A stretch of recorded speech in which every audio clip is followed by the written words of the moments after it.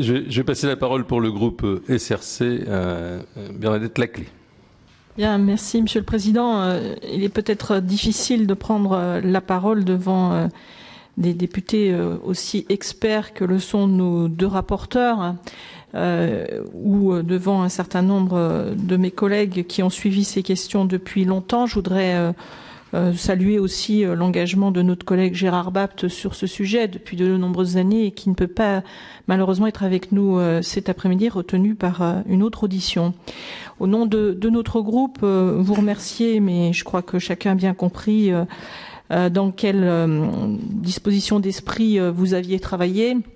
Et je crois qu'on le ressent très bien dans votre présentation et dans le document qui nous a été transmis. Peut-être pour ceux qui sont moins aguerris que vous à ces questions, ce qui est sans doute le plus marquant dans le texte qui est examiné aujourd'hui, avec le recul bien évidemment, c'est cette notion de transparence qui a été souhaitée par le législateur et dont on voit que il est important à la fois sur le processus de désignation et de sélection des experts, mais également, bien sûr, dans cette notion de lien d'intérêt ou de conflit d'intérêt et toute la distinction qui est faite.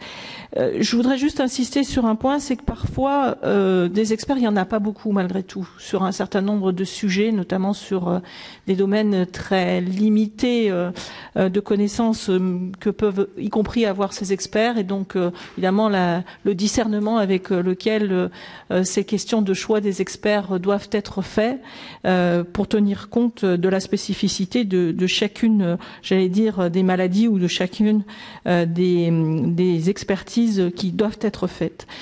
Notre groupe insiste sur le point que vous avez soulevé à fort juste titre sur le Sunshine Act et le rendu public de l'existence des conventions avec cette question de seuil. Je n'y reviens pas, on en a longuement parlé hier avec la ministre et votre rapport y fait largement allusion, de même que sur les dispositions relatives à la publication des conventions.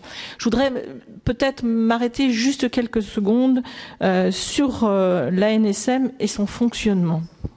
Alors, je crois que chacun a pu noter les nouvelles missions.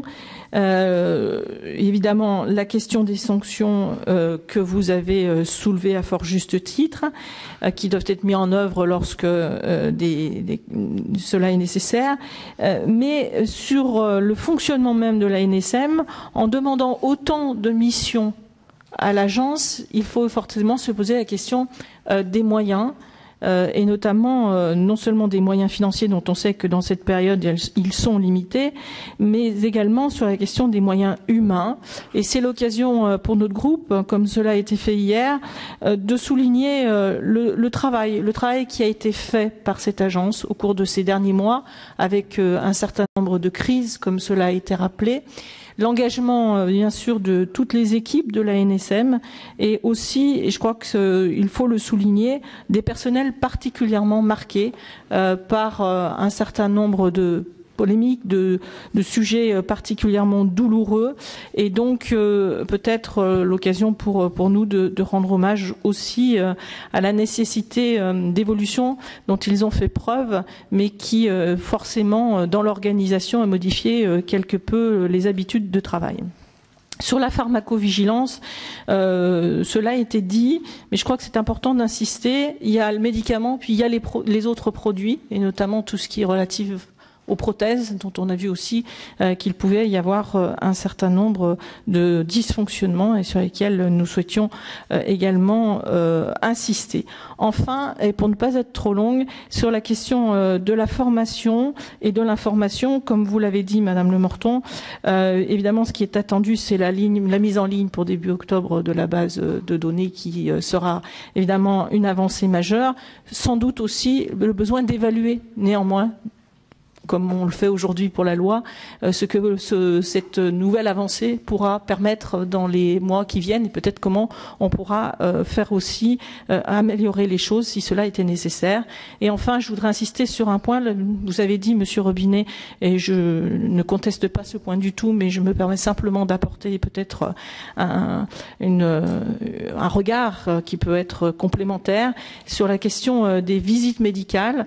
Vous avez rappelé que sans doute le dispositif tel qu'il était prévu en 2013 pouvait être quelque chose de positif. Je tiens à dire quand même qu'on avait été saisi d'un certain nombre de courriers qui étaient assez importants par les professionnels concernés, et que si on devait revenir à ce dispositif, ou si ce dispositif devait être entériné, je crois qu'il est important qu'il y ait aussi une concertation pour bien se faire comprendre, et que lorsque l'on souhaite des dispositifs de cette nature, ce n'est pas la compétence individuelle de chacun qui est remis en cause, mais bien la recherche d'un dispositif satisfaisant pour l'intérêt général. Je vous remercie. Merci Madame Laclais. La parole est